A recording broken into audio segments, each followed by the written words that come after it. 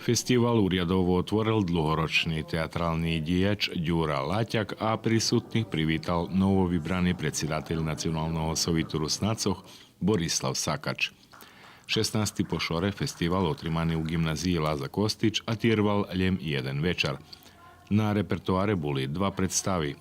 Wi-Fi princeza Ruskog kulturno-umetnickog društva dr. Havril Kostelnik zo Skuli i predstava ženi dramskog studija Art Doma kulturi Ruski Kerestur. Neboli to mali scenski formi, to boli predstavi, veliki predstavi, ali u nas, naše društva, naše ljudze nie zainteresovani.